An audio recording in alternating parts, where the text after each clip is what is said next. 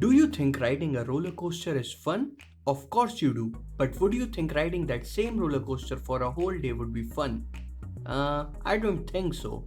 That's the difference between fun and engagement.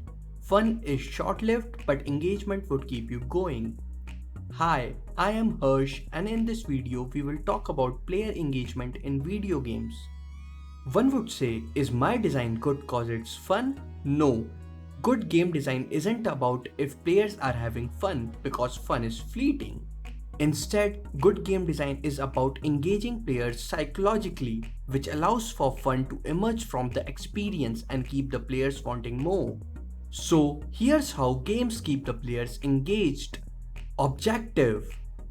Objectives are goals, and without a goal, an activity is simply a pastime without any resolution or sense of accomplishment.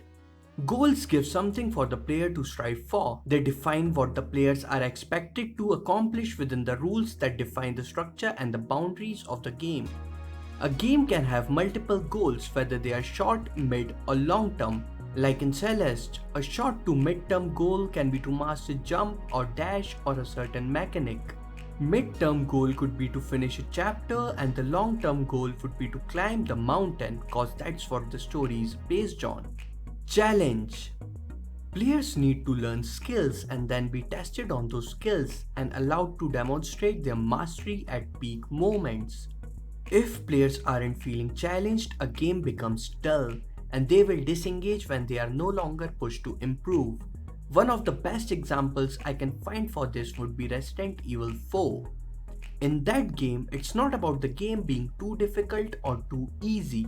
It's about changing in-game difficulty settings as per the player's skills. For instance, that game automatically changes the number of enemies to change difficulty as per player's performance. But challenge doesn't mean difficulty, it also means progression and pacing. One would say that Mario games are mainly about jumping, and it's true.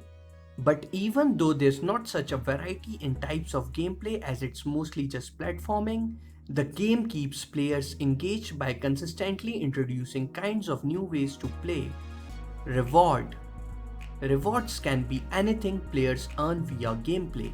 If the task in a game is interesting, the task itself or the accomplishment of it is the reward. There are various types of rewards, but are generally categorized as intrinsic and extrinsic rewards. Now, intrinsic rewards are rewards within the game. New challenges, new levels, more story, etc. And extrinsic rewards exist outside the game itself. In more simpler terms, intrinsic motivation is personal gratification, whereas extrinsic motivation means getting something from the environment. I realized that there are many games I played like World of Warcraft, in which I would accomplish tasks just to get the reward, but not for the fun of completing the task itself.